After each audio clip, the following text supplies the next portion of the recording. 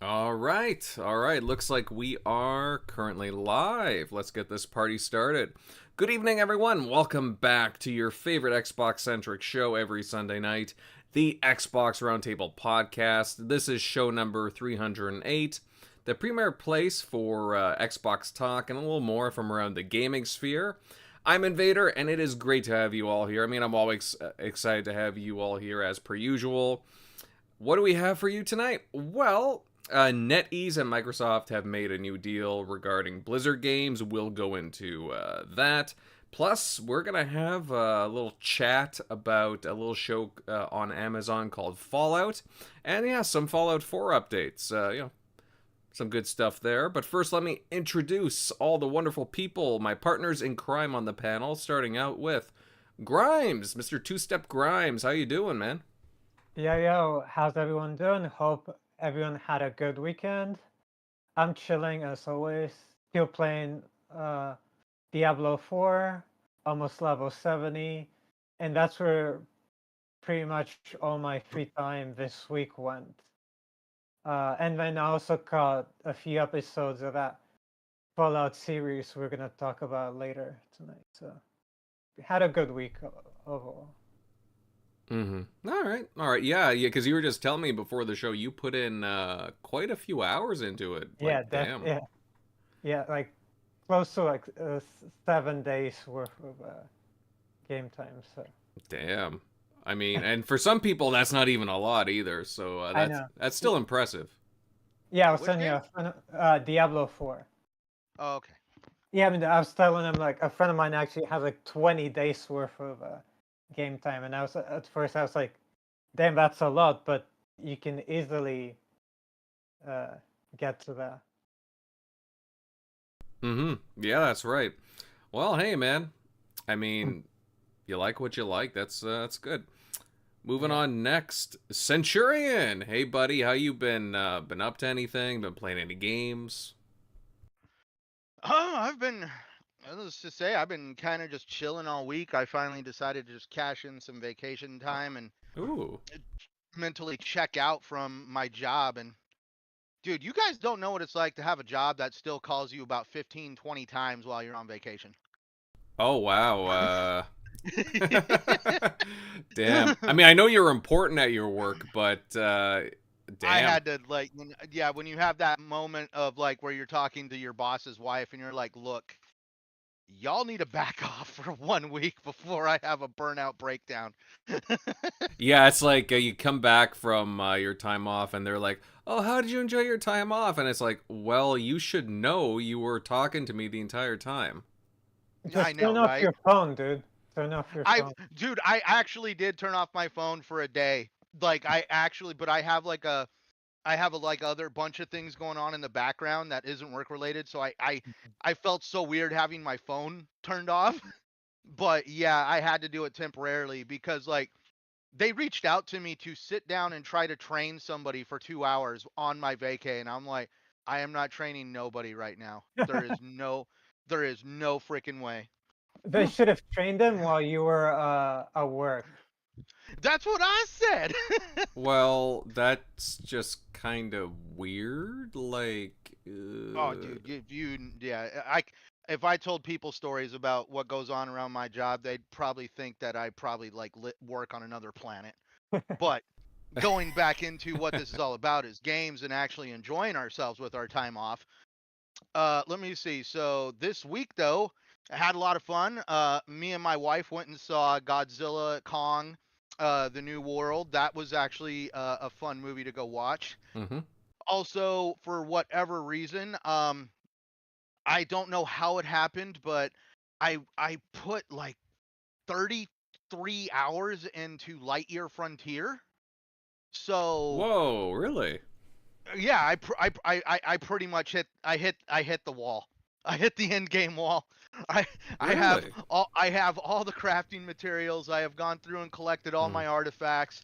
I have upgraded my mech all the way to have all the abilities I can do. Mm-hmm. So I've pretty much hit the end of the content wall. So now it's up to the developer to obviously start putting out more content, but it's in game preview, so it's definitely one of those games where as soon as I hear like there's an update and they put like more content to the game, I'll go check it out.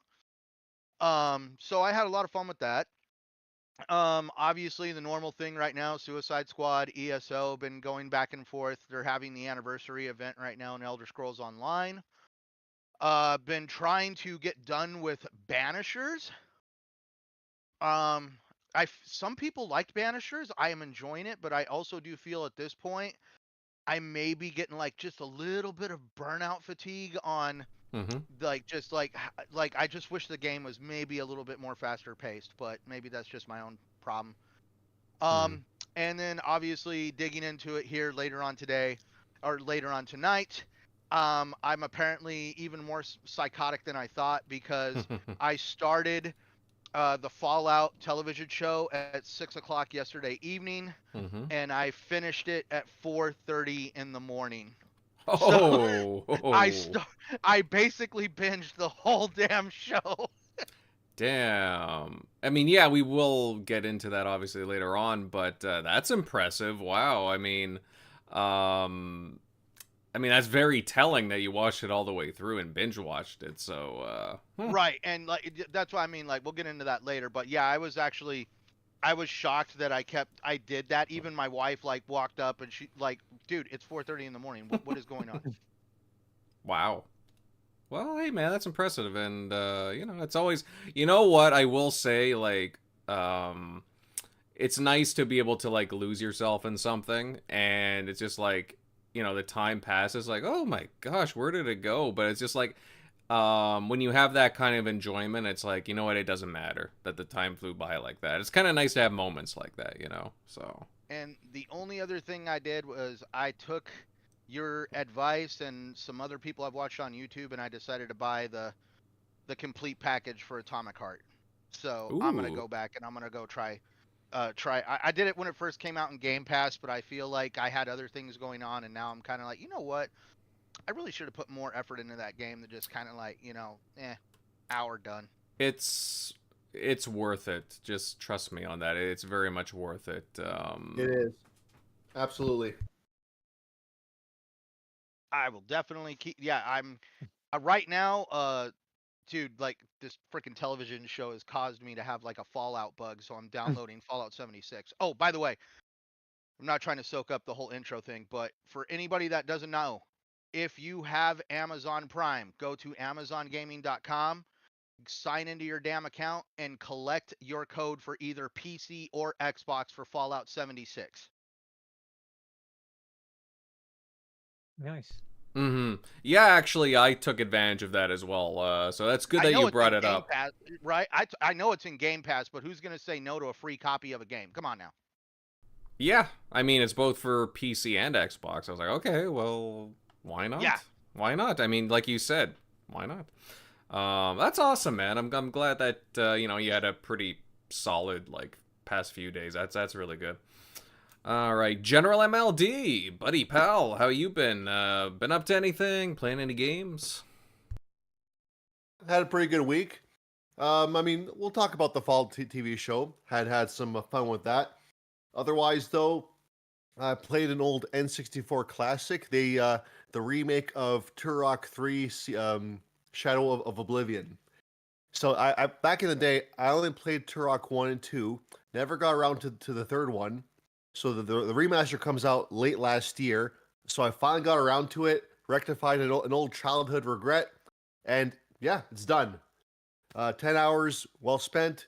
Really fun FPS because, like it's like a 25-year-old game. Oh my god, that's a 25-year-old game. And they don't make them like they used to. So hey, it was a fun trip down memory lane there. All right. Very good. Very good. Yeah, man, like I remember playing those games back on like the N64, but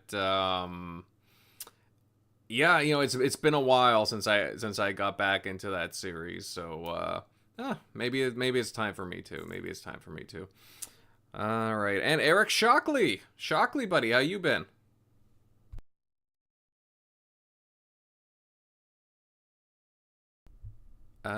Can't tell. You might be on mute, Shock.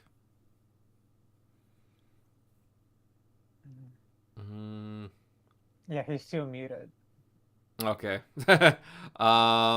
Shockley, yes, no, you there? Oh yeah, I'm here. No, you're good. But yeah, ready to get into these topics. I didn't get the. I've seen clips of the show, so I haven't got to. For Fallout, I've been watching the. I guess I started the wrong one. I was starting a Three Body Problem on Netflix. Some other friends were trying to get me into that one, so that one seems pretty cool. But yeah, all I've seen from the aesthetic, they've nailed from Fallout 76. So and definitely have some, really good actors. Was it? I always forget his first name. Was it Walter Goggins? I've seen him in a bunch of shows, Justified. And yeah, I know who you're talking about. He's always good. So, but yeah, it looks like they're nailing it, and I think Fallout's kind of a perfect show where it has like a lot of lore, a lot of things to like engage people that aren't even into the games on. So I think they probably got a pretty successful IP on their hands for Amazon Prime. So yep, ready to get into the rest of the topic. So all right, good stuff there, Shock. But yeah, just a very quick reminder before heading into the topics, just to smash the like button and share out the show, as we would love to have more wonderful gamers here with us tonight, more listeners, just kind of, again, we're talking games, talking some news, a little bit of this, a little bit of that, and it's always nice to spend some time with you guys. But with that said, let's move on into our first order of business tonight. And in a recent announcement, I believe it was at the beginning of the week, a new deal has been reached between Microsoft and Chinese outfit NetEase to release Blizzard games in China, bringing back such games such as World of Warcraft and Overwatch. And now this also opens the door the other way for NetEase games to come to Xbox platforms. And yeah, I mean, their catalog's kind of interesting, but they do have a lot of mobile games, I know that. And I'm curious what you guys on the panel, of course, think of this deal, this renewed deal, because before they got a hold of the studios, things kind of soured. I think it was more on the Activision side of things. But originally I was going to start off with Dots. Dots, unfortunately, couldn't make it tonight. Same with Crusader. But let's see. Eric Shockley, buddy, why don't you start us off here? I mean, I'm not sure if you know a lot about NetEase or, like, again, the situation that happened with Activision, Blizzard, and NetEase. But again, Microsoft reaching out and being just striking a new deal pretty instantly here. What do you think about this deal where, again, the Blizzard games, again, right now, World of Warcraft and Overwatch and probably a few others will be hitting, again, China this summer? Yeah, I mean, that seems pretty big, especially, obviously, the population. Like, in China, whenever usually games get, like, finally moved over there after, like, years of there being a ban or something like that, they usually pop off, and Blizzard's kind of that perfect, I think they play a lot of like PC based stuff, so that's obviously big for them, and a big, not the biggest reason, obviously, because of King and mobile was the reason for like the Activision purchase, but that's still big for them, so they can still, gain more of the market share, whether be in their current like markets like US and Europe and Japan, but get what you can. But yeah, that's definitely big for them, and I haven't read too much on it other than just kind of the surface level stuff. But either way, getting more access to a giant untapped market for the most part. Yeah, that's going to be nothing but good news for them. So.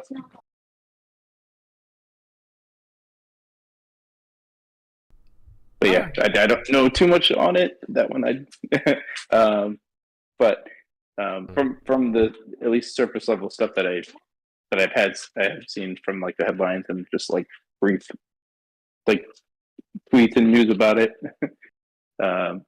Seems pretty good for for their business and for like those games, and obviously Microsoft needs to grow its market share any way they can. So. Well, I know that Microsoft is very interested. They've spoken about getting more involved with mobile too. I mean, hell, that's why they bought Blizzard and Activision, from the sounds of it. And, well, one of the main reasons anyways.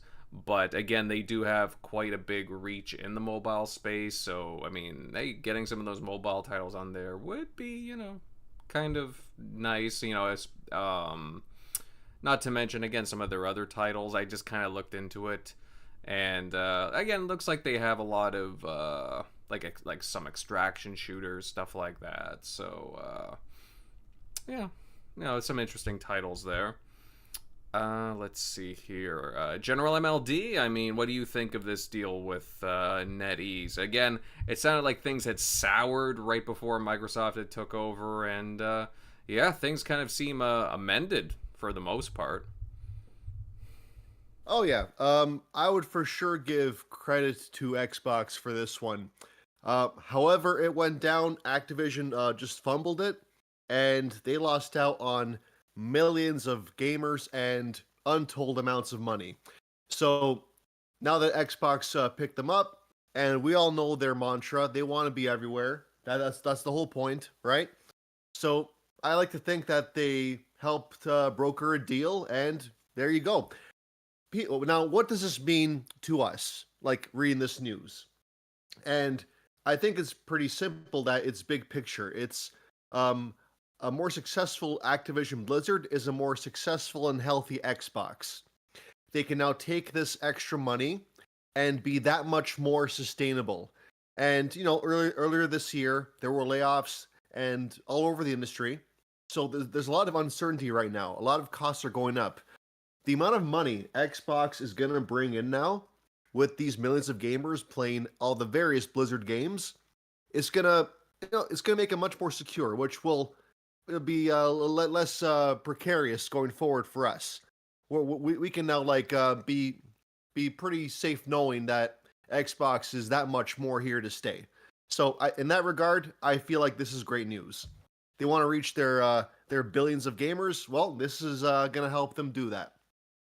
And the NetEase agreement to bring games to them, back in the West, I welcome that as well.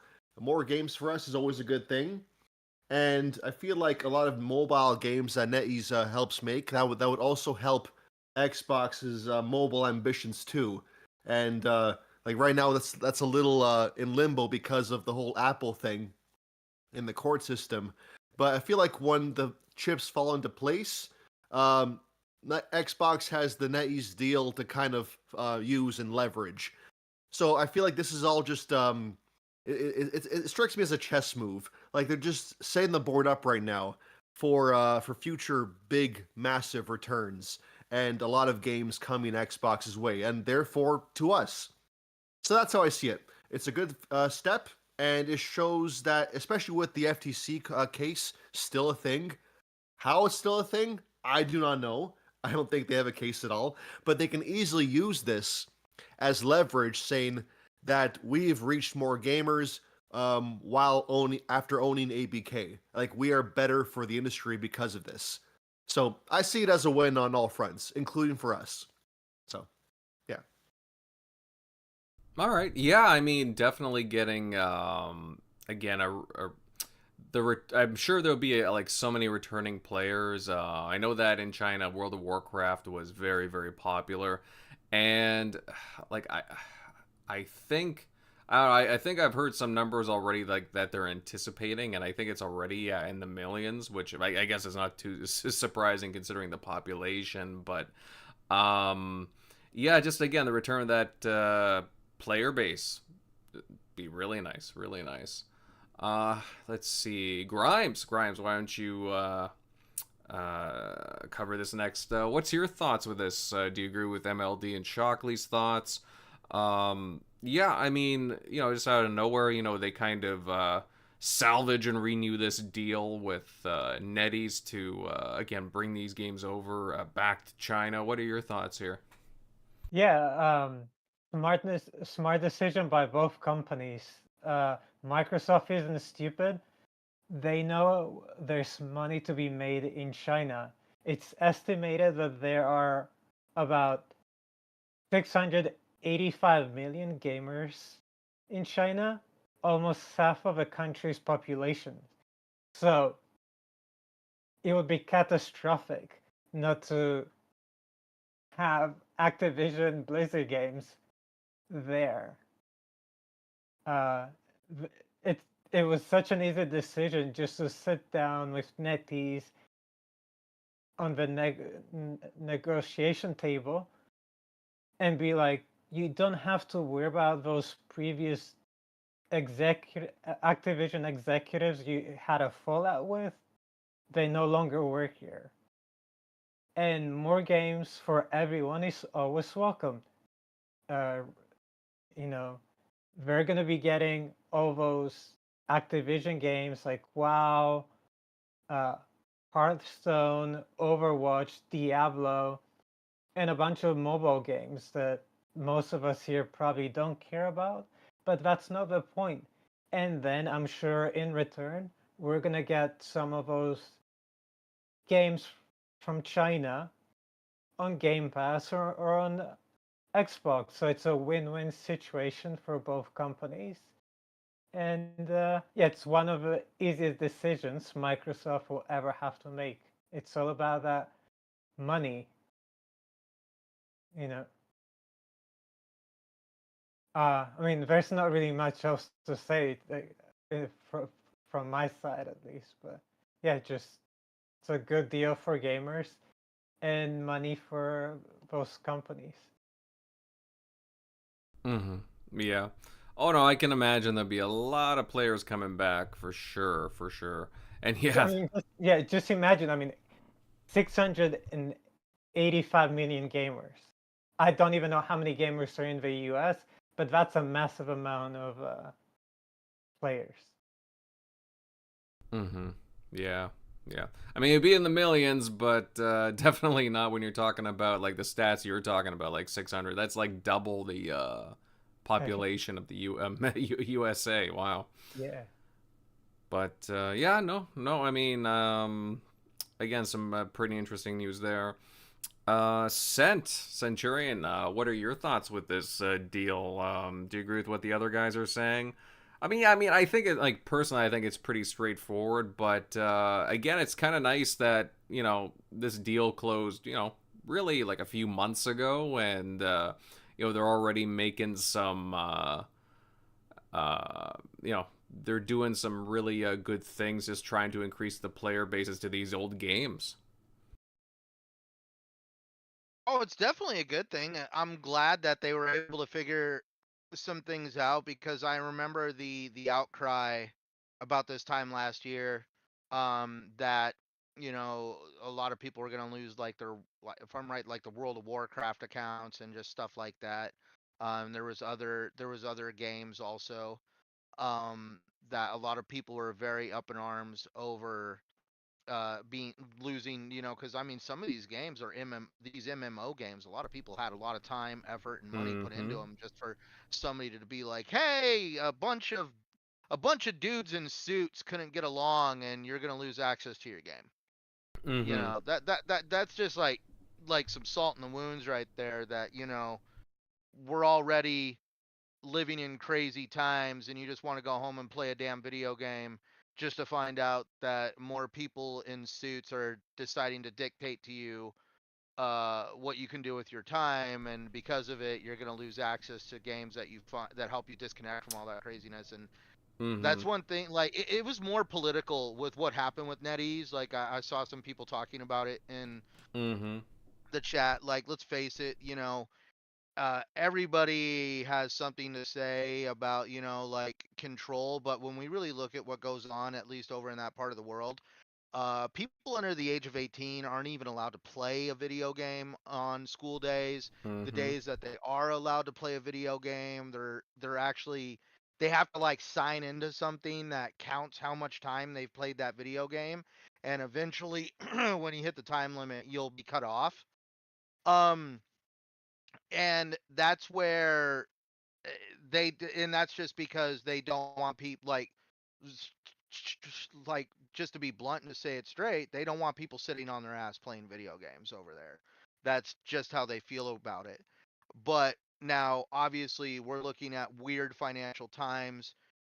Every economy around the world right now is seeing contraction. A lot of there's not as much money to go around like there was years ago.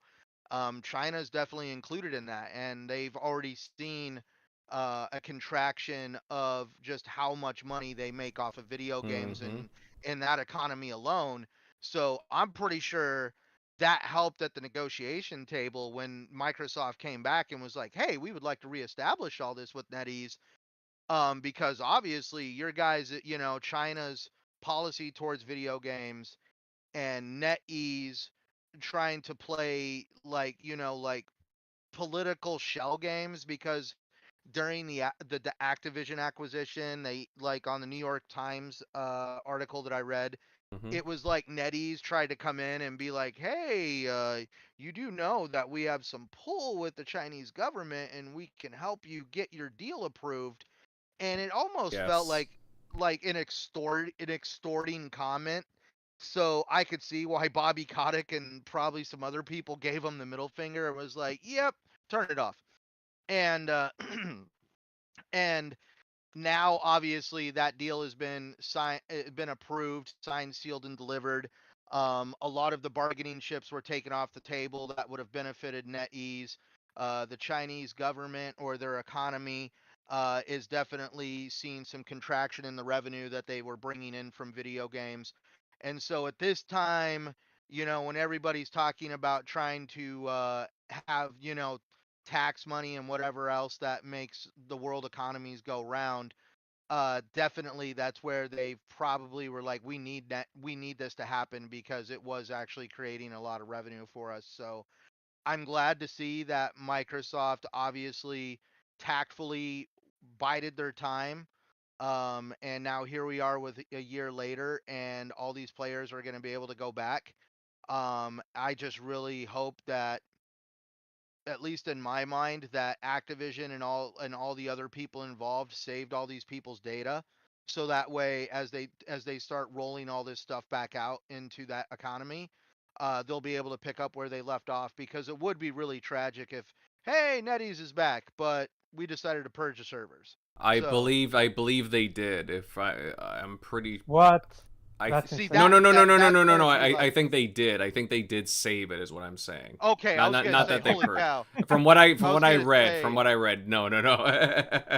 well, I would at least hope that if somebody with a brain was like, "Hey, what if in the next 3 to 5 years we could fix this deal?" Rather than like, "Well, kumbaya, it's done. Delete it all, burn it to the ground."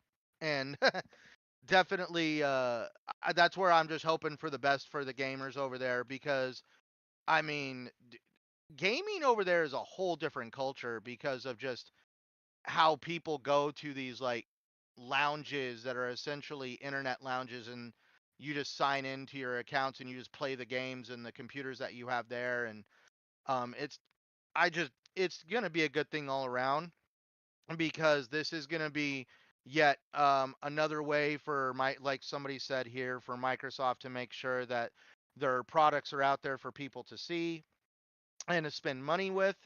And also, it's going to give Microsoft a little bit more recognition in being able to get a little bit more of a foothold in hmm regions that they're not very strong in, and also in platforms that they're really wanting to take advantage of, like somebody mentioned here, mobile. Yeah, that's correct. Actually, I'm just looking through their games because I'll admit as much as like I've known about NetEase for a while and that they're pretty big over there, but at the same time, like I was like, well, what do they actually like publish, produce? And yeah, they have like a whole bunch of different like arena games from the looks of it. I think there's an extraction shooter here, but then there's also a lot of mobile games. I'm even seeing some like some Marvel ones pop up. Actually, there is one game that I did notice that I think is on Xbox and PlayStation, Narakara Blade Point. I think actually Xbox had that in one of their pressers not too long ago.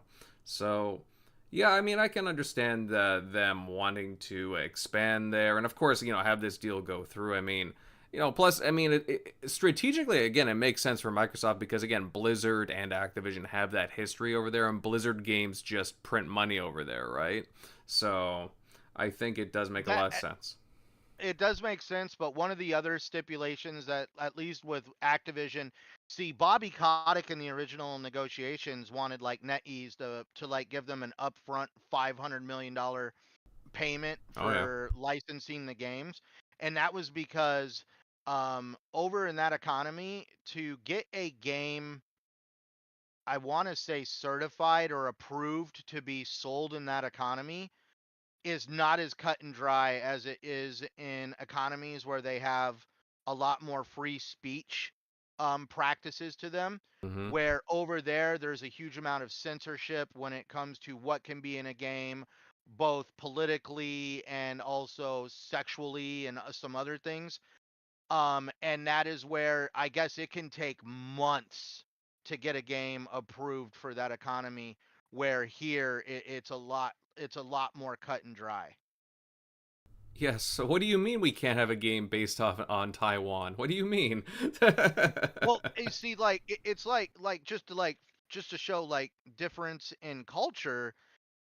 Here, at least in the States, you'll see people walking around, men walking around shirtless that are like tatted neck down, head to toe, and just over there they really frown on tattoos being visible. So that's what I'm just saying. Like that's how how of a different culture shock it is over there, and so they have a lot more stricter standards on what can be in a game. Like if I remember right, wasn't it in like Devil May Cry, they had to like pretty much censor out a woman's rear end, like with light beams, to try to like hide the because it was like in one of the Devil May Cries, he was like carrying her, and Mm-hmm. they had to like hide like all forms of like her figure because she was essentially being carried naked, and so they had to like cover like a bunch of it, and so they used basically God rays and light beams to essentially censor the image in the video game. I do remember that. I can't remember if that was for China specifically. I do remember that, like, I know Sony It does was some stuff like that. Um, but yeah, no, sorry, go ahead. Yeah. no, I was gonna say that, but that's the funny part. That's the Asian market in a whole, and that's where let's really think about it. Sony is a Japanese essentially company, and I understand that it's a total different world from China, but they do have some of the shared values on when it comes to essentially the honor system over there, because over there people have social security numbers and like we have here, but they also have an honor grading where you're basically judged on how you conduct yourself in society. And that's one of those things where that's why like stuff like that is so much more heavily censored over there. But that's just because it's just a difference in culture. That's why this whole NetEase situation has definitely been a little bit of an eye-opening experience on just how different video gaming is in different regions of the world. Oh yeah, yeah. You'd be surprised. I mean, okay, maybe not you in particular, but yeah, guys, everybody listening in, you'd be surprised what like certain like countries are considered like faux pas, and again, like different cultural sensitivities and so on and so forth. So different companies have to amend to that, and so on. Otherwise, they can't release their game. But yeah, I mean, I just thought that this was interesting, though. Yeah.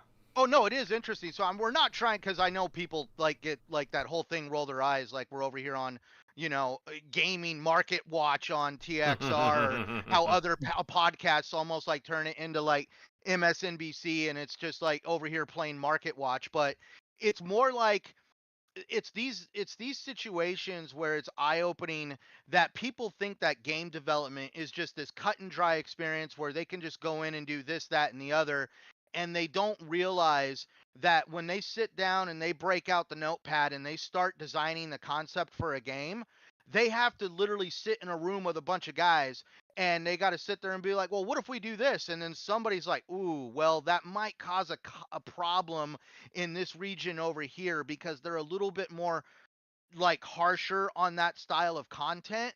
And so that would act, it just comes down to that's why game developers, always talk about, like making a game for like today's society and stuff like that. There's a number of terms that people use to say that, they'll like change things in a game to somehow make it appeal to everybody.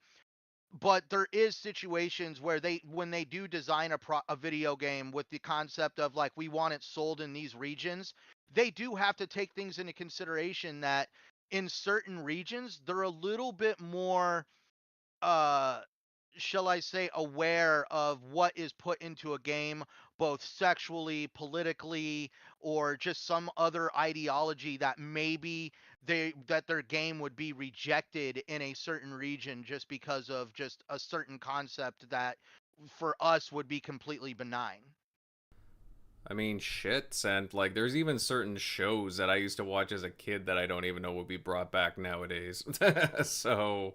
Oh no! Look, I just did a podcast earlier this week with Moonman and Cerebral Paul, the pop-up Powerbomb podcast over on Four Guys with Quarters TV.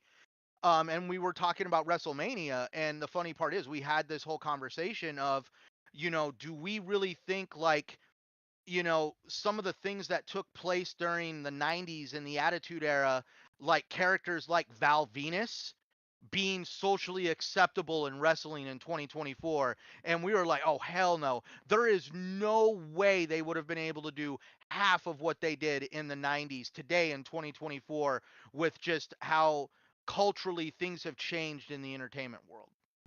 Dude, I was watching some Ren and Stimpy from back in the day. That's another one right there. Yeah, like, just like, I was looking back at it. I mean, I understand a lot more stuff now. Like, I have a DVD set of it, but it's amazing looking back, and I'm like, oh man, I didn't remember it being this dark, but I guess it was. But it had like such an interesting dark humor to it, and even just like, whatever, like light sexual undertones, like different things, right? Different things that again would have been like, it was like edgy back in the day, right? But it was also comedy. That being said, putting that out nowadays, I don't know. Man. Well, does anyone remember the show Wonder Chosen on MTV? Oh, dude. All of MTV. Does anybody remember when they used to play music videos? No, okay. Well, it was basically an adult show with kids. And it only lasted 2 seasons because it was so edgy that, it would never work nowadays. But it was like, oh yeah, it was really messed up, but it was such a fun show. Or another case in point, what we all grew up on, Looney Tunes. Yeah. Like, dude, go watch like the old school Looney Tunes from the 70s compared today. Holy cow, you're just going to be like, how did they put this on TV? Or do you guys remember Rocko's Modern Life? Yep, that too. And that guy was, let's just say he did a lot of phone chat as a job, if you catch my drift. Like, just interesting things. Granted, again, it was, I guess it was more for like an older audience, but it was still on, and kids used to watch it. I mean, I used to watch it, but it was just kind of funny, right? Now you can't get away with anything. So, well, like, this is a rabbit hole, but like it's like right now the creators of South Park are a little bit back at it with Disney. Yeah, well, everybody pokes fun at Disney right now. Well, they do it. They did it like they went hardcore on it because they did an episode called Into the Panderverse. Yes. And they made changes in the show to kind of like poke at Disney, and that's where I'm just like, so at this point you're starting to see this like breakout in the entertainment industry from people that are wanting to almost be a little bit more rebellious in it. Yeah. The good old days. The good old days. I mean, I say that, like, those were my tastes, but, like, I don't know about you guys. I tend to watch, like, a lot of the older stuff nowadays. I don't know. That's just me. Like, I'm not saying there's anything wrong with a lot of the newer stuff. I just tend to watch a lot of the older stuff. It's, like, comforting nowadays to me. Maybe that's my age now. I don't know. But yeah, guys, any other comments about NetEase and Microsoft making this deal? Yes, no? All right, we'll move on in a sec. But good chat on that, guys. Again, I found it really interesting, and again, we'll see where this deal takes them. But I wouldn't be surprised to see some of those NetEase games popping their way onto like Xbox gaming platforms, whether it be PC, console, mobile, etc., etc. But we'll see. But yeah, guys, again, thank you all for tuning in here, and if you haven't done so already, smash the like button, give us a like, that'd be great, and sub to the channel if you're new, and share out the show, get more people here, that'd be awesome. All right, now let's get into some Fallout talk, shall we, guys? Yeah, I think so. So, you know, there's been some Fallout news the past week or so. Now, Amazon's TV show adaptation for Fallout is finally out with, I believe, what is it, 8 episodes? I think it's 8 episodes. First 8 episodes, I believe. Yeah, it's 8. Yeah, thank you. And it seems like it's getting rave reviews from fans and critics alike. I mean, I'll admit I've only had time this past week just to watch the first episode, so I'm not as in-depth as the other guys, but I do plan to watch more. And again, I know my cohorts here have been binging on it. Centurion. But that said, like, again, I can't wait to get into this and just, like, talk about the Fallout, and also talk about, like, even the update that's coming to Fallout. I don't know if it's already came or if it's still coming. No, it comes the 25th of April, I believe. All right. Good to know. But we'll get to that for sure, because we definitely got to talk about some of the updates coming there. But yeah, guys, I want to know your thoughts on the show, if you've been watching it at all, even if it's just been like some snippets too, guys. Grimes, I know you've spent some time with the show.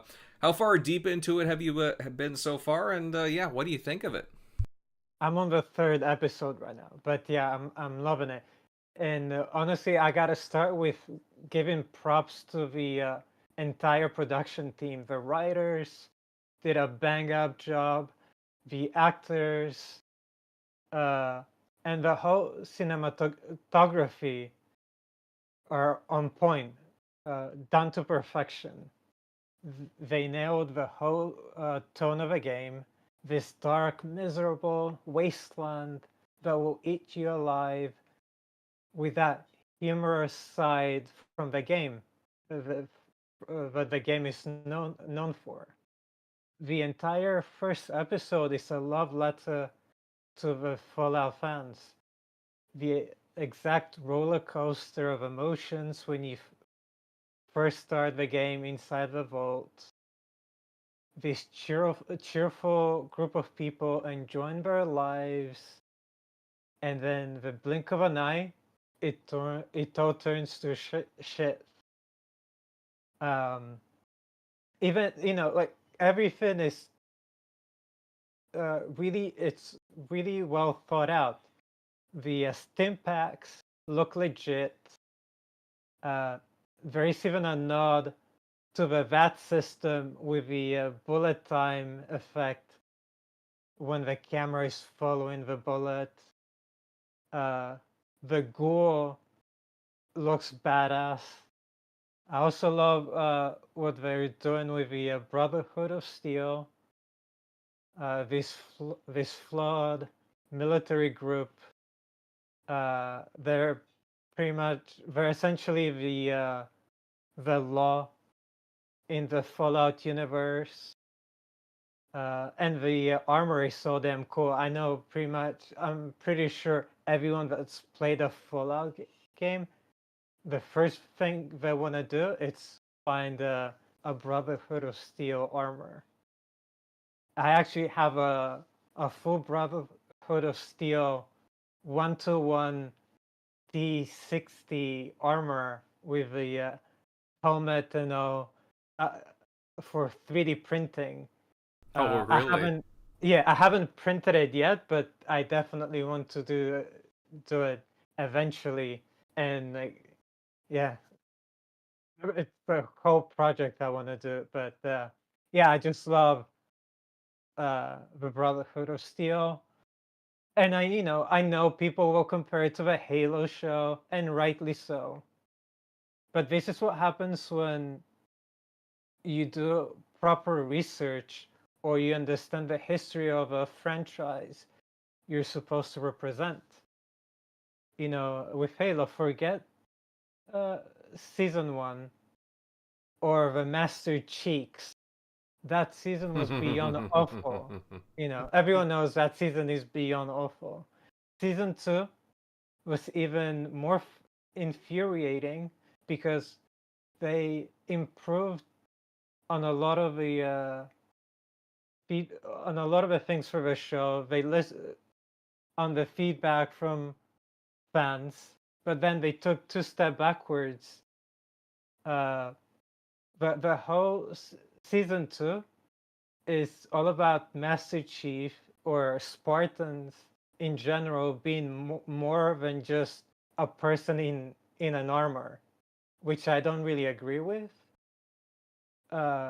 So they essentially had Master Chief with a helmet or any sort of armor for 95% of the season. And they had some good episodes, but regardless of that, but but at least Halo wasn't the Witcher show, a show that had so much promise and potential, but was destroyed by producers and writers that didn't know and that thought they know better than everyone else, even more than the writer or an actor that played and read the books. But anyway, yeah, it's like I said, I'm 3 episodes into the show. I don't really want to talk about what happens in the show because don't want to say spoilers. But yeah, the whole cast is doing a really good job. They even have a dog meat. So. Oh, really? I didn't even know that. Yeah. Yeah. It's. I hope if you haven't watched it, I think you for people that haven't watched it yet, I think they'll really like it. I would probably even go as far as I think it's, in my opinion, is better than the Last of Us series. But that's depends on each person's taste. As far as the next gen update for Fallout 4, that's awesome news. Maybe now I can go back and finish it. And unlike MLD, I won't go into spoilers, even though the game came out many years ago. Of course, I'm messing with you. I'm messing with you, my dude. On that. Yeah, I'm messing with you. But yeah, towards the end of the game, you have to make some choices that I didn't like, so I stopped playing it. I think I stopped playing it just as it was time for the last main quest. So I should definitely go back once the update is live. But I pretty much spent half of my time playing Fallout 4, building up my base. I mean, it was so addictive, just like building new stuff in Fallout 4. And once when modding came to console, that was just another thing to get lost in. From the invincibility mods to infinite money to lightsabers with the sound, graphical improvements like better grass and environments, and even new quests in Fallout 4. If only Bethesda had timed the update better. Like I mentioned, I think it comes out April 25th. Mm-hmm. So it's a missed opportunity not to have it land on around the same time as the show. We've already seen a massive spike, a massive player spike in Fallout 76, Fallout 4, and even New Vegas. So again, yeah, I just think it's a missed opportunity, but it's a good thing that people are checking out those games. Fallout 3, that game is unmatched in my opinion. Some of the things Bethesda managed to do in that game around the time, the 360 era were unheard of. Being able to see landscape in the distance and being able to actually go there, which was like miles and miles away. It just blew my mind, and I loved everything about that game. I played all the DLCs for Fallout 3. But if you go back to that game right now, if you go back to Fallout 3 right now, it hasn't aged well at all. It looks like shit.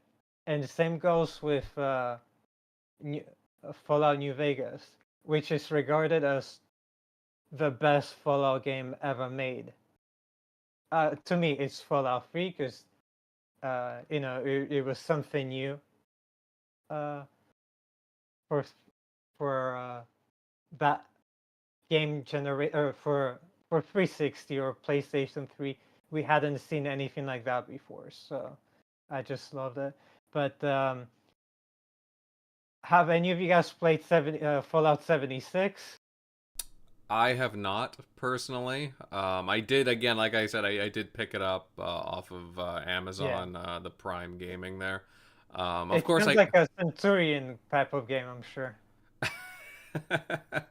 I don't know. Centurion is 76 your type of game? I went and bought the full blown big boy package when that game came out. I've got my helmet and my fake ass bag. I forgot about that. I remember the whole ordeal. Yeah, I remember. So when did the Pip Boy come out, or was it with? Because I remember the Pip Boy was Fallout 4. Oh, okay. I think the Pip Boy was Fallout 4. Now, see, that's the funny part. When Fallout 4 came out, I was not into physical collecting as I am today. And that's where, so I did not get the Pip Boy edition.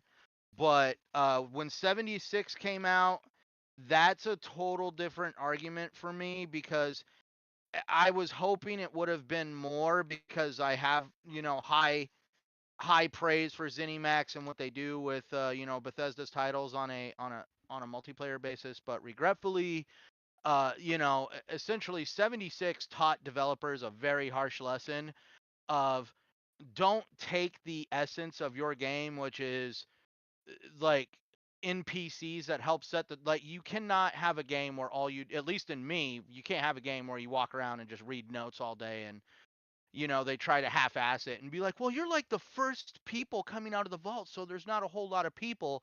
And it's like, okay, cool. So it's an empty world. It's an empty world. And that's where I'm getting back into 76. Both me and my brother have downloaded it. He's already playing it. I'm planning to get back into it tonight. That's a whole. So it's in a much better state now, right? Than when it came. Oh yeah, they went in and they added NPCs. They did all sorts of stuff. So Fallout 76 is in a way better state, for sure. Yeah, I only played it for like 5 minutes, and then I was like, nope, that's not for me. But now that now that you say it's in a better plays, then I might go back. I wonder if they memory serves me right. You also have the ability to have the ability to buy your own private server in the game or rent it. Oh, So shit. that way you can lock your server down and you don't got to worry about other people, nefarious people coming in and invading your game. Oh, good to know. That's good to know. Yeah, I really didn't know that. You know Well, what? you can nuke people in that game, which was like the whole selling aspect of it. Is Yeah. like you could go in and cause a lot of chaos. That's for sure. Yeah. But yeah, I mean, like Fallout. It's such an I love Fallout. Mm-hmm. I mean, I've heard a lot of, like, you know, I've obviously as time has went on, I've heard a lot of things about, like, again, like the content updates have been pretty good for it. Apparently the map is really good too in it. Like the world map itself. And yeah, I mean, I was curious about it too, because isn't it supposed to be like West Virginia, something like that? Yeah, it was done in West Virginia. And if you guys ever liked the theme song for Fallout 76, that whole, like, you know, Appalachian twang style song, there's a dude on YouTube who did a metal cover version of that. And in my opinion, you know, like, dude, Microsoft needs to go out, pay that dude some freaking royalties and use that freaking cover, because, like, dude, he made that freaking Appalachian style song sound so freaking awesome as a metal song. Take Me Home, Country Road. Yep. Look it up. That Take Me Home metal cover and find that on YouTube. And the dude does it all by himself with multiple instruments that he's like put together. Like you actually see him doing it in the video. And yeah, that dude's got some talent right there. And you know, speaking of music, the show also nailed the music, like that 50s. Yes.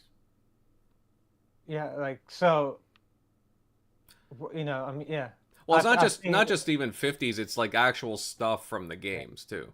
Like, yeah. Oh yeah, I know. Yeah, some of it. Yeah, but I feel like that show has a bright future as long as they don't grow it up somehow. But I can see it lasting for several seasons. Yeah. I mean, it's in an interesting place too, because obviously when the show was announced, like Microsoft didn't have anything to do with it. As far, you know, I can't remember how long it was in development, but something like this, again, it's again very good to promote the games. Obviously, a couple of the games have been doing pretty well from the show being, well, it seems to be being received pretty well so far. I mean, I'd just be wondering if they'd be tempted to do it with some other properties of theirs, some other RPGs, or, you know, whatever it may be, right? So, as long as you don't give it to Paramount. Well, again, well, again, some people would argue that it's a good sci-fi show, regardless. But I mean, you know. No. I get, like, look, you know my view. I won't reiterate it, but you know my view. You know my view. Like I say about every television show, you gotta sometimes understand what the target audience is, and sometimes you just gotta accept that maybe you weren't the target audience. Oh, for sure, 100% sure the Halo show wasn't meant for us. It was meant for the average viewer. I suppose, but well, once I start going, I'm gonna I have a good counter argument to that. But yeah. I mean, just I understand where you're coming from, though, Ascent. But yeah, no, really interesting thoughts there, Grimes. Thank you for your viewpoints there. Let's see, GeneralMLD, I'll go over to you then. Shockley.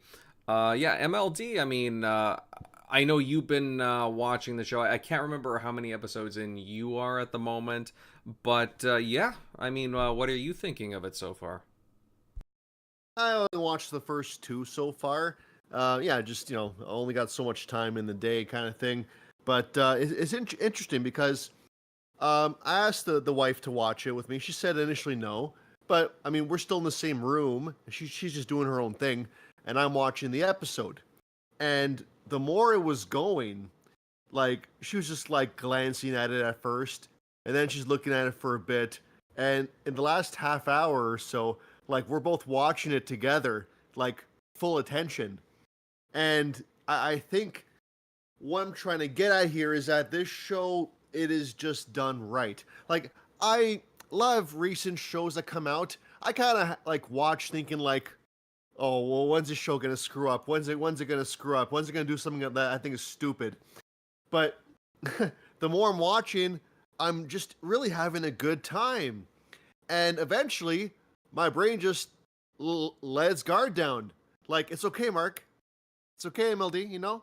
This show is, it's done well. There's no shenanigans like from what you saw in the Halo TV show, you know? And that, I feel like, is just a rare hidden gem. A video game adaptation that is done right. And in that regard, I feel like this show can really appeal to casual people, like my wife, and it appeals to Fallout fans, like myself. I beat every single mainline Fallout game except for 76. And in that regard, I am seeing so much fan service. I am so happy they said this show was canon, which means they are forced to adhere to the source material for the most part. I mean, TV adaptations aren't perfect, so I'll give them some leeway, but for the most part, the sound design, the costumes, the equipment, the atmosphere, how the Vault Dwellers talk and act versus the Wastelanders, the Ghouls, the Brother of Steel. I loved everything. I had zero complaints as a hardcore fan. And yeah, my wife, she's asking questions, and I'm giving her answers here. She's inquisitive, so which is good. Which tells me that the show has a lot of fan service that goes over the heads of the casual people, which means that the core fans were put first. And of course, I'm happy to give her all the backdrop, like what the Enclave is or what the Brotherhood of Steel is. But in that regard, like we're just talking with each other. We're just having like a deeper meaning, the deeper good time with the show, that kind of thing. That's what I meant. Mm-hmm. So, yeah, so it just hits home on all fronts, and it shows like to Paramount, hint hint, Halo TV show, you can make a show that appeals to everybody as long as you have good writers, you adhere to the source material. If you take care of the hardcore gamers, our word of mouth will travel fast and build upon that casual audience as well. Like my wife was an instant watcher of the show and had zero plans to, but because of me liking the show, like the show, they gained a new audience member, is what I'm trying to say. Mm-hmm. So that is when you do it right. And I'm glad the Xbox, IP, which is Fallout. It's funny, like you still say that online, and people still have trouble understanding that. I saw that. I know, right? It happened 2 years ago, and people still can't accept that Fallout, yes, a multi-platform IP. I understand it's multi-platform, but it is Xbox property. I firmly believe that this is a Xbox win, because Xbox owns the IP. And as a result, more people are playing Fallout New Vegas, Fallout 3, Fallout 76, and Fallout 4 especially. And in the end, that benefits Xbox, because you are playing a Xbox-owned IP. Yes, I'm aware they didn't make the games, but they sure as hell own the games. And if you buy these games or spend money in the Fallout 76 store, I'm pretty sure it benefits the Xbox bottom line. So I think this was one of the cases where the show truly benefits and bleeds into the games aspect of the IP. It happened with Cyberpunk. It happened with Witcher. It didn't happen with Halo. There was no Halo Infinite bump. Hint, hint, guys. Okay? Make a good show, and which, like Cyberpunk Edge Runners, that really comes to mind right now. And the fans will flock to the games, because you just have that fix. You have that itch you want to scratch. And I'm seeing that online a lot right now. Me personally, I would wait for the Fallout 4 update before I were to jump back in. I got a little more willpower. I can hold off. And I always read about those rumors about Fallout 3 being remastered. If I were to jump back into Fallout 3 or even New Vegas, I would personally wait for a official remaster to give me better specs, 4K, 60 frames, new achievements, that's when I'll jump in. I got a little more willpower in that regard, but I feel like Fallout 4 that's the game I'm itching to play the most. And that's definitely because of the Fallout TV show. So overall, another win for Xbox. So I'm having a great time. I highly recommend it. Just really, I cannot stress enough the attention to detail and the adherence to the source material. And overall, just well-written characters. Another thing you just don't see too often these days in TV shows. Just actual character development. Like the main character, the main protagonist, she starts off as this naive, happy-go-lucky vault dweller, but you can already kind of see how she's acclimating to the wasteland conditions, and she's adapting. She's becoming stronger as a person. She's not some kind of perfect girl boss that requires zero personal growth. No, this has a proper arc. Same with the Brotherhood of Steel member right there as well. And as far as the lore goes, I'm very interested in seeing what the implications are with the next Fallout. And even how the fact that we saw the Brotherhood of Steel blimp tells us what the canon ending was in Fallout 4, which makes me personally happy because I chose the Brotherhood of Steel ending. Haha, me too. Yeah, it's nice to know that seeing that blimp, they won. So, spoiler territory, but it's a... oh god. Well, that game's It's okay. 2015. I know. I'm just giving you a hard time. I know. I should probably not do that in the future though, but because a lot of new people are getting into it. So yeah, I'll hold off on that. But I am seeing some rumblings how it has a lot of implications for the New Vegas plot line. And then that's where the conspiracy hat comes into play, where people say that, Todd Howard is aware that fans love New Vegas the most, but that's like the one Fallout he didn't make. So it's like he's doing everything in his power to subvert Fallout New Vegas and its story implications. I don't know about that. I guess we'll see about season 2. No, there's a serious Easter egg for Fallout New Vegas. I won't tell you guys what it is, but as soon as you'll see it, you'll be like, "Oh my effing god!" Yeah, Really? Like I don't think we're gonna see it in season 1, but season 2, I want to see the Legion. That would be a great antagonist for this show. Yeah, there's so much lore that's untapped. I don't Yeah, know. go ahead. I don't know if the Legion will be brought in. Really? Oh my god. Okay. Well, Yeah, see, that kind of goes into the thing now. Like Todd Howard, does he really hate Vegas that much? He just undoes everything in it. But again, I don't want to go into details because again, I haven't watched the whole show myself, but I do read what people say on Twitter, and I just hope there is some leeway for New Vegas plot lines. Dude, yeah, no, trust me. Like, you will be mind blown. Trust me. Okay. Trust me. Sounds good. Sounds good to me. So yeah, call me a happy fan. When you make it to episode 8 and you watch the last 10 minutes, go ahead and DM me and be like, "Holy effing shit." All right. So yes, yeah. Sorry for the rambling, but this was a show done right, and I'm a happy camper here. But just to add on to what you were saying too, MLD, right at the beginning, where you were with the wife or the wife was off, and you were watching it, and then the wife kind of tunes in. I was like, oh, this actually seems pretty good, and it gets really involved in it. I asked mine, I was like, hey, you want to watch this? Watch the first episode, see how it is. All right. And then I get asked, oh, what are ghouls? Oh, why do they make these vaults? Oh, why is it like this? Why is it so futuristic in the 1950s and so on?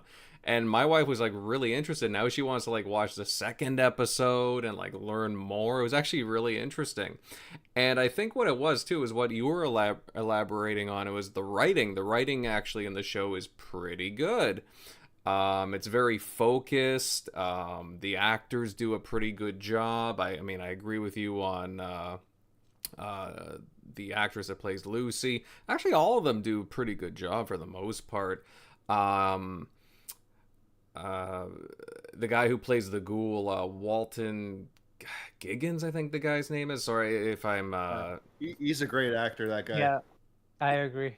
but I thought Sons of Anarchy. yes, that's right. That's right. And you I, know, I I haven't watched Sons of Anarchy, but my brother's watching the show. As soon as he saw him, he's all texting me, "The dude from Sons of Anarchy's in here."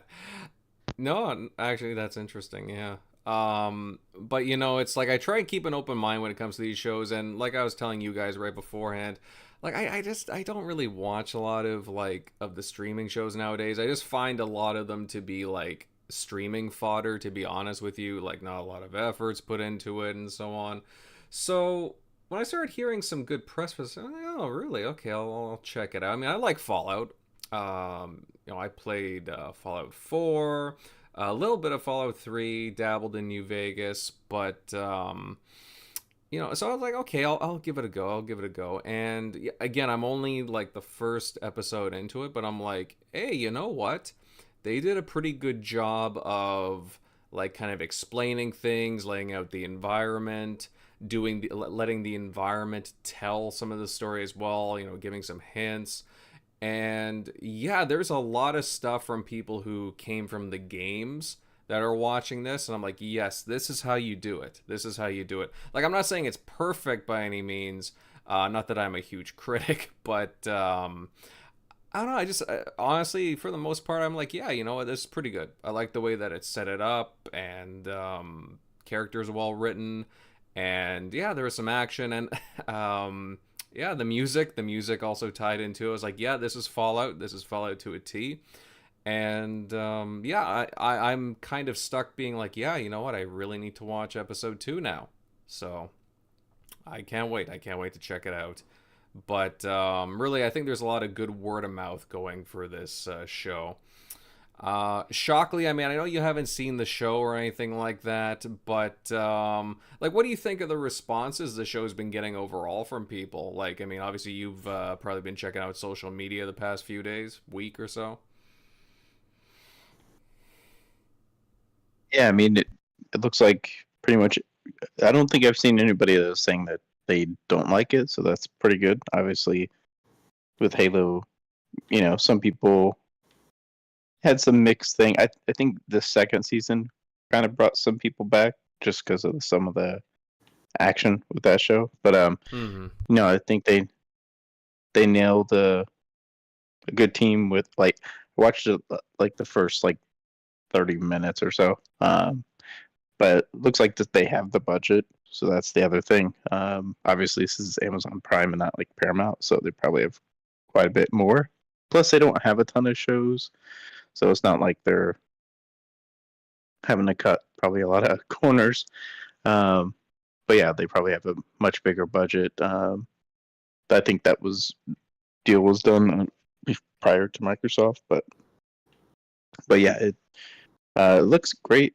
Quality looks great. So far I haven't noticed any bad CGI or sometimes it's harder to keep up the same quality as a movie because movie is a much shorter experience where you can put all of that budget in. Whereas TV show, it's going to go over I think it's 8 episodes, so you're looking at 8 hours of content. So you might have to make some, cuts or, might have to relax some on the CGI. So sometimes, TV shows have to do some things where they don't have as much of a budget to squeeze into each episode. So, but yeah, it looks great. I'm definitely gonna watch it for sure. I didn't get into Fallout, until most people did, which was with Fallout 3 on the 360. I played the shit out of that game. That game is just, there's only just, I think that was the first time I felt bad as a person when I was playing a game, because there's a part in that game where you're being told as you're a kid and you're doing some pretty demented stuff. And I'm just this felt kind of, not guilty, but, just bad as a person. Yeah, some morally questionable stuff.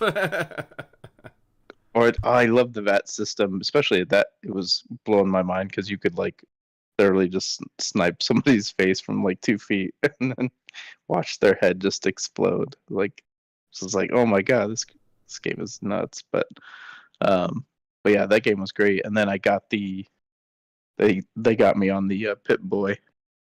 I don't know if I can use it in today's because you know probably have to, because what they did is they gave you used your phone screen you'd put in there, but they gave you all these little foam pads to like make sure your phone screen would fit the right way on the Pip-Boy, so it actually looked correct. But I don't think anyone has any of those phones, so I probably could find like a cheap like iPhone 6 or something, just so I could just use it for a screen or something like that. Because I think I still have the foam insert stuff, since they're doing this next gen update. So that looks dope. That's cool that they're doing that, because I don't think I finished it. I don't think I've ever finished a Fallout game, but I've just put tons of hours into it. But I'd probably definitely go back to this one if they're doing this update. So maybe I'll finally whip out the Pip-Boy and start using it again. But that's cool that they're doing that. So it's awesome that the show's probably bringing in more fans, so they're kind of seeing a reason to get people to go back and play that game too. So I doubt we're gonna get. That'd be cool if they did a full-on like remake style for Fallout 3, since that's like probably the most beloved game. So in the series, so well, that and I guess Fallout New Vegas, but at that point, I think they were on the same engines or same like. Yeah, I think it was just kind of like, not that it was DLC, but it was kind of like just like an extension of that. Obviously, they did it in Vegas and everything. So, but by that extension, just remake both of those. Really, maybe we'll get that with the show if this, obviously I don't know if they've signed on for how many seasons, or if they're just running this one and then seeing how that goes. But they already renewed for season 2. Okay. Oh, they did? That's awesome. Oh yeah. The longer this goes on, you might get, if they're already doing this update, it makes sense not to do like a remake for Fallout 4, because it probably doesn't technically need it. You probably can just do some tweaks and fresh coat of paint.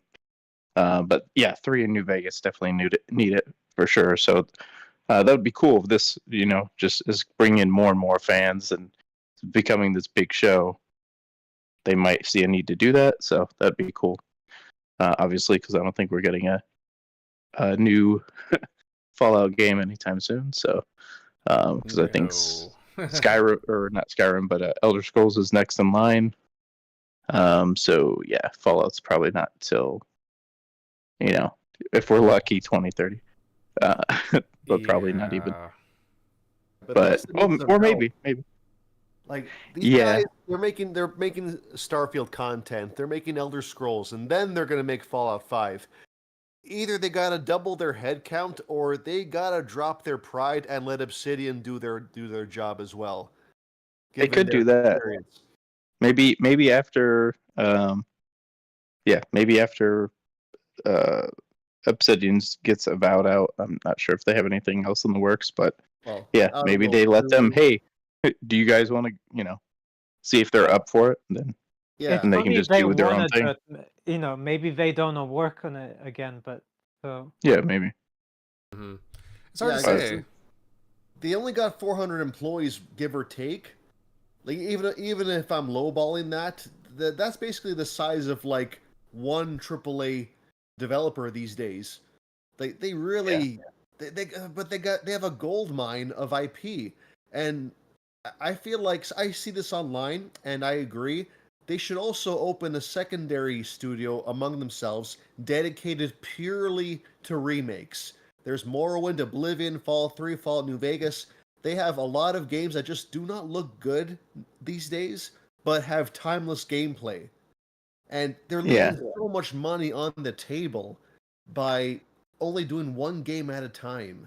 You know? And the big selling point on those two games was the dialogue choices, all of the RPG elements. That's what makes those two games special. 3 in New Vegas. So Right. really, all the work's done. Just go in there and new, new graphics, new assets, and You just know, go to so town. I'm sorry. If only their game engine was better. That was, if imagine if it had graphics like Unreal Engine, then it would be even better. But Bethesda is known for Yeah. storytelling, so it's okay. Yeah, at least do New Vegas because that's not. I think that's a smaller, more like straightforward Yeah. game. I think I haven't played that one, but yeah. I mean, at least do. I mean, but as long as the show keeps going on and gets bigger and bigger, I'm sure they're gonna start tapping into more of the seeing what else they can do to get, oh, how can we sell the games that we've already made even more and get a quick buck. Now, So I'm all for that if it's, remaking those two games. That'd be dope. Crusader would backhand me if I didn't mention it by now, but the backwards compatibility team guys, should they look into Fallout New Vegas getting a resolution boost, do you think? Well, it already has that, I think, and it's got 60 FPS Yes. as well, I believe. Yeah, even if you do it like an enhanced, like a kind of like on the same scale that Final Fantasy 13 got for the Xbox One X, enhanced, and that got a boost compared to like the other versions of the game. That's the closest you'll get for a remaster for that game on any platform. I think it even has like 4K textures. But look at that game. You can bump that thing up to 8K. Yeah. It's muddy assets. It shows its age. Yeah. It's like play original Resident Evil 4 in 8K. It's gonna look like shit. But maybe it needs a remake. It needs a remake for sure. Well, yeah, that's why again those rumors were flying. What was it, last year? I can't remember if it was New Vegas or 3, or was 3. it both? Was it 3? Yeah. 3 in Oblivion. Yes, Oblivion. That's right. Which I actually would not be surprised. I would not be surprised at all. That's another game that just has really shown its age, especially if you look up close to the character models. Yeah, and introduced horse armor. Right. True pioneers of gaming. Oh, yes. $5. Yeah, that was something. They definitely need to just find a team like how people use how Sony uses Bluepoint, because like they have Morrowind, like which not many people got to play. In comparison to like Skyrim. So yeah, you have all these games. That's all you have to do. The work's done basically. Just have to do the graphics part. Yeah, some really old school Bethesda fans swear by Morrowind. My brother-in-law thinks Morrowind is the best Elder Scrolls game, but I tried playing it and there's no fast travel. Oh boy. Yeah, I know, right? Things like that. Like a lot of things that we take for granted in, say, Skyrim are just not present in Morrowind. But the world is great. The dialogue is great. The choices are great. It's just it needs more modern touches to make it truly mass market friendly, but also stay true to the soul of the game. But again, it's just sitting there, like it's on Game Pass, but not many people really know about it. It's just so much money left on the table. Fallout, Elder Scrolls, Xbox has got to nudge these guys, Mm-hmm. Yeah, no, I hear you on that, MLD. I just see in the chat here, Lotus Esprit with the $1.99 super chat. Hey, or not super chat, super sticker actually. Thank you very much, Lotus. Always appreciate it, and thank you for stopping by the show tonight. Great to have you here as always. Any more thoughts, Shockley? Nope. Just just hyped to get into the rest of the. I totally even forgot about the show until like people started posting about it. So that was actually a pleasant surprise. Especially, they definitely nailed the look of it. Whereas I think pretty much any other video game adaptations kind of having some issues, but that's the thing with Fallout. They kind of have it easy because there's not like a set protagonist that you're gonna screw up or piss people off. True. So you can just really just do your own thing and just take some set of characters from there and do whatever you want with it. So like you can take the Brotherhood or take somebody from a vault, somebody that's a ghoul, and that's all you got to do, and then you have freedom. So it's a little easier. No, that's right. And there's been a lot of crappy film adaptations, again, TV adaptations as well, streaming adaptations. But actually, I don't know if anybody on the panel saw this movie, but I really enjoyed I watched it a couple of weeks ago, and I was actually pretty impressed by it. Has anybody here seen the Five Nights at Freddy's movie by chance? I haven't, but I haven't watched it. I actually really liked it. I thought it was pretty well done, to be honest. And that thing had it was a low budget film. So just like the games. I liked it. It's a low budget game. No, you're right. But it's so easy to go overboard on these types of films, and it made back its money and then some. So I was not even just, again, I talk about the money, but I just thought they did a well job with it, within the universe itself, and how they, I don't know, I just thought they were really creative with some things, and I really enjoyed it. I don't know. Unlike Madam Web.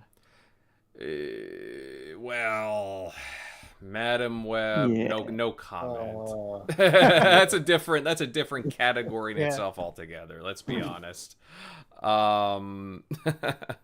But that being said, thank you, Eric. Thank you very much for your thoughts. And Centurion, I gotta toss it over to you because I am very curious here what you have to say about the show. Obviously, you had binged. What is it? Did you say early into this morning, if I'm not mistaken? Yeah. Okay. I hope you got enough rest today. I don't sleep. I'm crazy. All right. As long as you're caffeinated, then. Yeah, dude. I'll drink a cup of coffee before I go to bed. Hey, you got some? Hey, do you have some Italian in you, brother? I don't know, man, but my wife jokingly calls coffee sleepy juice with me because I drink espresso, I drink coffee, and I'll sleep on it. Same. Hey, same. Good man. But so...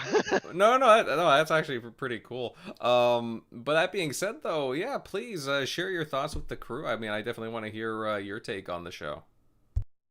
All right. I don't try to act like a critic or a know-it-all. Please forgive me. It's just I am a huge film buff. You guys have, if I'm right, you've seen my collection here. I got movies going all the way back to if I'm right, it was 1959, Dr. No with Sean Connery, James Bond. So I'm a huge. I don't call myself a film critic. I call myself more like a film enthusiast, and that's where I really okay, so let's get into it. For starters, I'm not trying to be crazy in my question, but do you guys understand why there's robots and essentially almost flying cars in the 1950s? Yes. So I know the backdrop. Okay, so you understand the backdrop of basically the Dark Ages did not occur in their world, and people were able to essentially continue scientific research and advancement without persecution like it was in real life with the Dark Ages.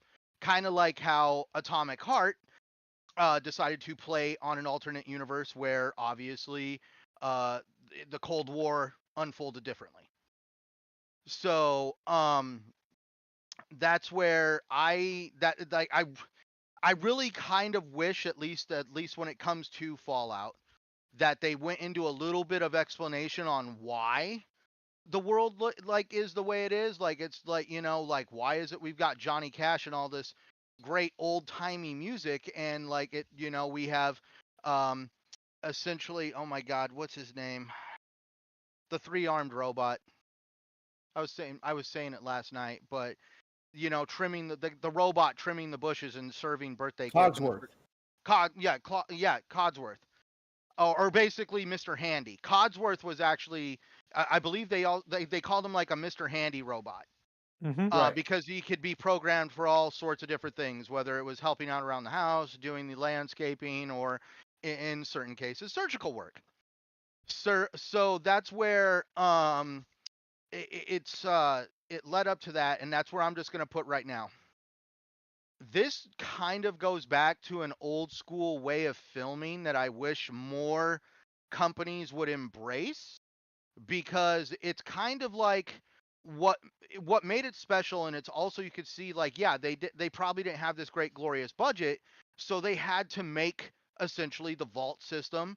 They obviously reuse, but that's almost like a movie designer's like dream, is because the vaults are all supposed to essentially look the same, because they were like predetermined models that Vault-Tec was selling, and then you can dress them up a little bit differently to differentiate, but you don't got to like change the whole set around because it's still a vault.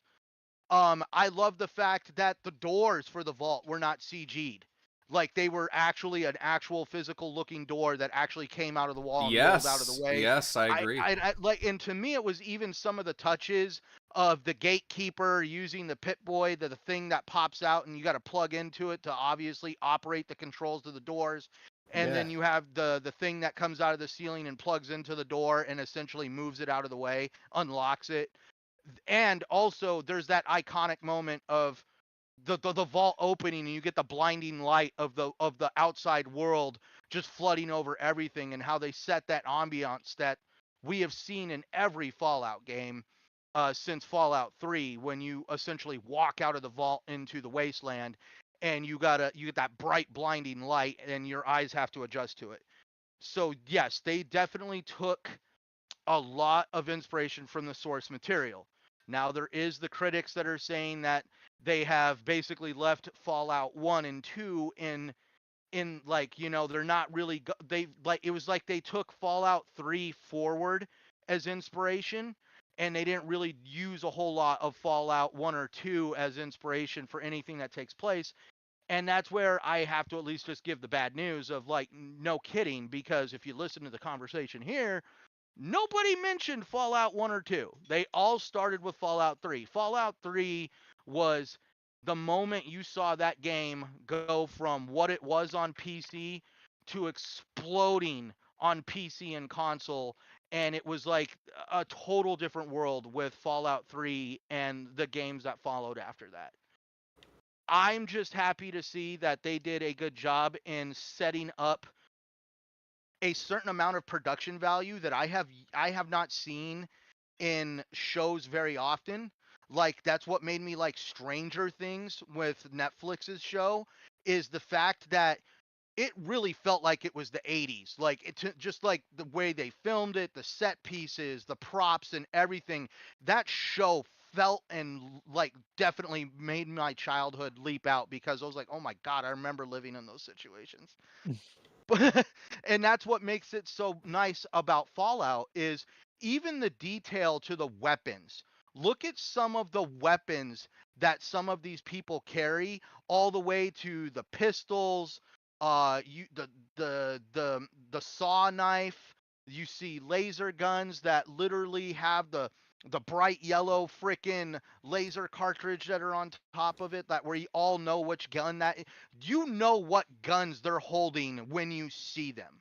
It's not like they just went so far like, all we gotta do is make sure it's a cohesive story with the what's established in Fallout. they went above and beyond. They really created the environments. They made sure the props looked right. They also went and made sure that there's some story, like how they went into trying to explain ghouls. Now, I do wish that there was only one critique that I can make on. I wish they went into more detail on exactly how the ferals work. It's like, hey, they can turn into ferals, but they don't exactly explain the science or the process on what makes a ghoul become essentially a feral ghoul. But I do like that they definitely took in everything that has been established over the games, both Fallout 3. Yes, you see stuff out of Fallout 3. You do see, like we talked earlier, there is that one moment of like, oh my God, from Fallout New Vegas. We won't get into that. There is also a lot of inspiration from Fallout 4, as GeneralMLD said, but also good news, General, you're off the hook, because if anybody has watched a trailer for this, we all see that damn blimp. That was what like sold it for me. Was, oh my gosh, they really went all out. Like you see the vertibirds, you see the blimps. They did a lot to really to capture the essence of what these games are and really make it come out on the screen. My wife still needs to watch the last 3 episodes, but my wife is definitely intrigued. She's enjoyed what she's seen. And definitely when it comes to the writing of this whole thing is definitely in line with how a Fallout game is written, where it's just all that mysterious crap that's going on, and you have all the puzzle pieces that are just like in front of you, but you have no idea how to make these connections, and just all the people involved and what role they're going to play in the grand adventure for everybody in the wasteland. And that's where, God, I'm just like, I could sit here and enamor about this show all damn night, but that was because I haven't found a show that's really captivated me like this in a long time. And that's why I could not stop watching it. And that's where I just really do feel that they did the Fallout franchise justice. And I would recommend this show to anybody, whether they've played a Fallout game or not, because there is definitely something there for everybody to enjoy. And overall, this is definitely going to set a tone, hopefully, going forward for anybody that wants to explore the idea of doing a game franchise on the screen, and really show, like, like GeneralMLD said, if you take liberties with the source material, you're going to get reactions like you do with Halo. You can be like Last of Us and use the source material, but be a little liberal in how you follow it and how you don't follow it. Or you can be like in Fallout, where you go way above and beyond and you literally recreate almost a one for one of what the video game looks like and what the Fallout television show looks like.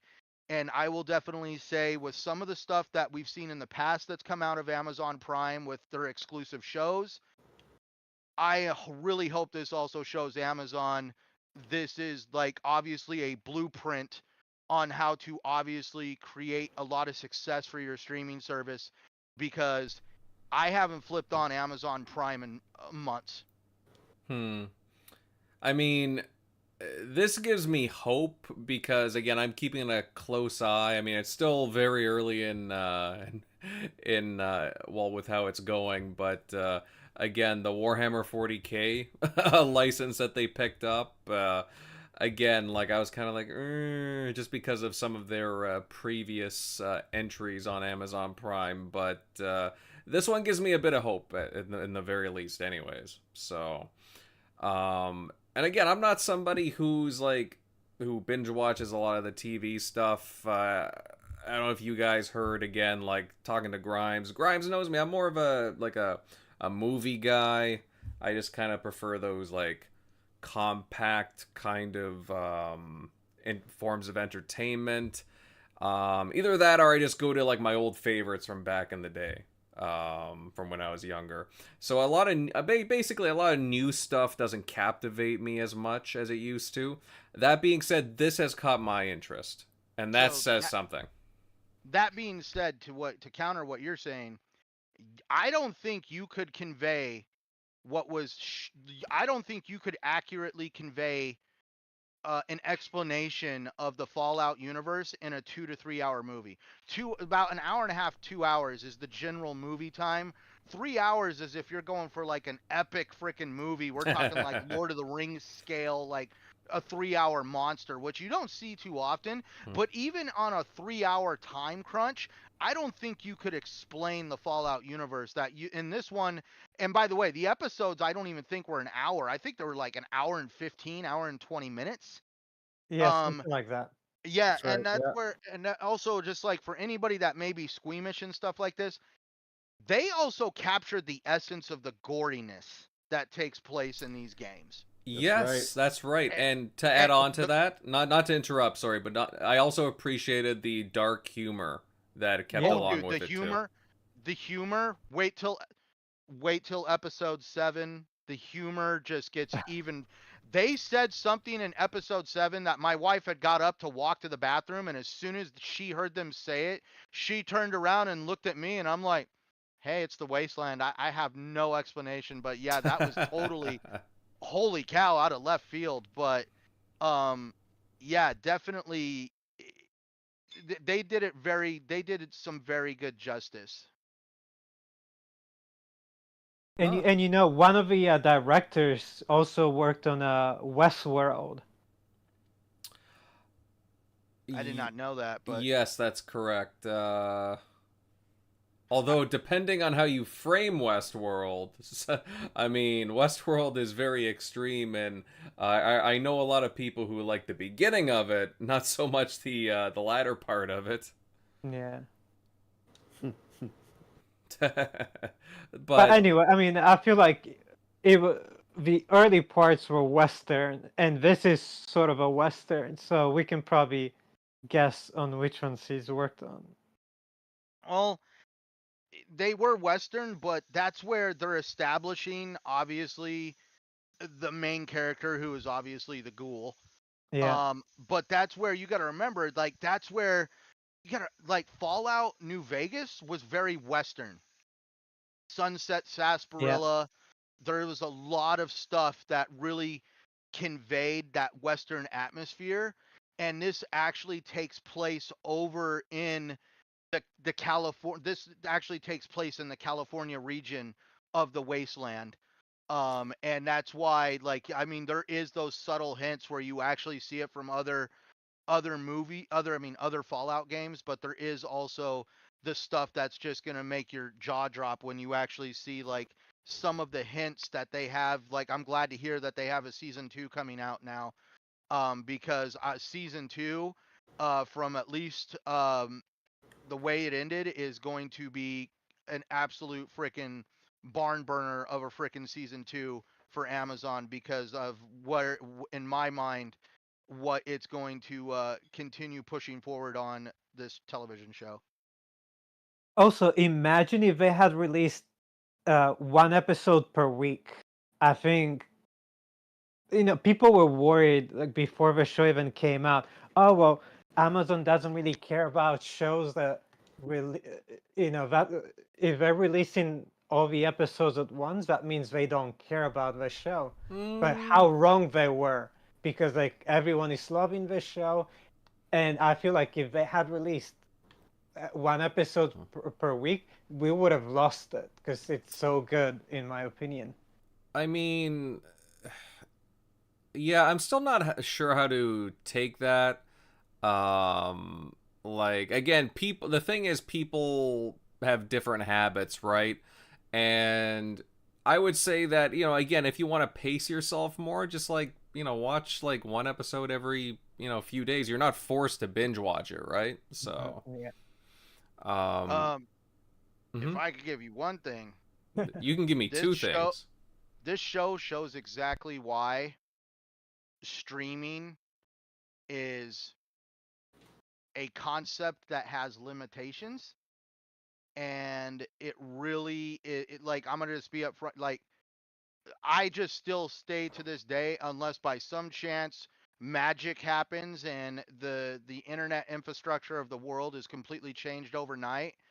Dude, this to me, watching when I was watching this show, I could see resolution drops, I could see frame rate drops, and for me, the biggest thing that pissed me off was watching HDR screw up. When you see people starting to get shades of purple in their face or blue because the lighting is putting shadowing on their face and the HDR is not mapping out right, even though Amazon is telling me I am watching at ultra high definition with HDR on. Mm-hmm. I'm telling you right now, that show looked like crap on Interesting. for somebody like me who's a digital junkie. At least for my situation with the internet that I have in my area. And no, I'm not rolling on a T1 line, but I am pulling 200 megabits a second into my apartment. And that's where I'm just saying, like, I was still having issues like that from there. Now, it could have been because a lot of people were watching the show and it was bottlenecking through something Amazon had going on their end. But for me, I feel like the end all be all for me is the day that Amazon comes out and says that they're going to have a 4K release on this on a physical disc. And that's when I will pick it up. And that way I will sit down and watch it on a 4K actual physical level. So that way, I mean, because, dude, like, there was some moments in that where I'm like, dude, I know this is like an old, like a movie framed in the 1950s, but the image doesn't need to look like it's from the 1950s. See, that's interesting because I wasn't watching on a TV with HDR enabled, so that's an interesting perspective on it that I wouldn't have thought of. But really, you were noticing like that much of a fluctuation or an error in the coloring. At least on on Amazon's delivery of it, yes. I was watching shadowing going like purples and blues and greens when it shouldn't even been there. Try to recalibrate your HDR on the Xbox. Dude, I have a Samsung QLED and I have I was actually watching on a Roku device. And everything is just pumped right through the Roku device. I don't use my my Xbox to stream. And So that's is there a where way I you watch. can? Oh, Huh? go ahead. Sorry. No, go ahead. Sorry. Go. No, I was gonna say, like, there's no way to recalibrate anything when it comes to HDR, and that's the only thing. According to my Roku device, I was receiving an HDR signal from Amazon, and that's where, yeah, freaking Because that. on the Xbox you can recalibrate HDR. That's why I was asking. Well, but you can recalibrate, but that's the problem with streaming, is now we're getting into bit rates. And if, like, you start getting a lot of lagging or, essentially a lot of people watching that particular episode, the server has to basically make sacrifices. And that's where it starts, like, throttling people, or essentially, you start seeing your bit rates get messed up. And that's when it starts, like, it's kind of like ray tracing, like that's one of the first things that causes issues because of just how much of a power hog it is. And that's what makes 4K streaming actually extremely difficult, is like the amount of like data that is in the HDR and the resolution. And that's why when they're starting to have bottlenecking, that's one of the first things that it will do when it's throttling, is it will start sacrificing resolution in HDR. The more That's you know. why I'm like, that's why I'm like, dude, to me, I'm like, that's why I say, your target audience, like we were talking earlier with, GeneralMLD and, the Halo television show, that's where, like, the target, like, that's why it sucks sometimes not being the target audience, because Amazon is delivering content to people that have no problem not owning their content physically or renting their content, what have you, but they are just fine with stuff like that occurring and just accepting it. And it's kind of like, back in the day when we had like the rabbit ears antennas on the top of our televisions, and the signal would screw up, and all of a sudden the show you're watching would look like hell, and like people would go smack the television or go mess with the antennas to clear the picture up. And that's where like people from our generation that grew up on antennas, that's why we're like digital picture junkies, because we want to see a damn clear picture, because we grew up in the era of having freaking antennas on our damn televisions.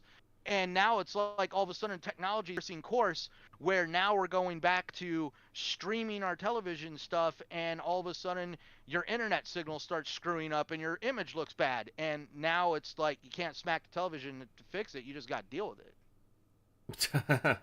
Well, televisions are so thin now that I'd be afraid to even put my pinky against it, right? It'd break. I know, right? But it's amazing how far the technology's come along, for sure. I don't know, any other thoughts, Centurion, to close this one out? No. I would just leave it at that, because otherwise I'm going to go into spoiler territory. All right. I don't want you pulling an MLD, so... Just teasing. All right. Well, again, I mean, it's good to see that again the show's getting such favorable reviews and commentary, and again the panel seems to like it overall. And I'm still curious about it, and I'll at least catch the next episode and take it from there, like again episode by episode. But so far it's looking pretty good. But looking at the time, guys, it seems like it about does it for this one. But I have to say, great chat tonight, guys, covering Fallout, whether it be the show and a little bit of the game news. Plus, Microsoft and NetEase bringing back some big games to the Far East. So, interesting stuff. Everyone in the chat, thank you for joining us tonight, and if you enjoyed our chat, then please consider leaving a like, subbing to the channel, and naturally sharing out this episode across social media. Outros are next, starting off with Eric Shockley. Eric, hey, good stuff tonight, brother. Where can everybody find you at? Yeah, as always, you can find me at ShockNero on Twitter, EZShock on Xbox Live. But yeah, good show tonight, good topics.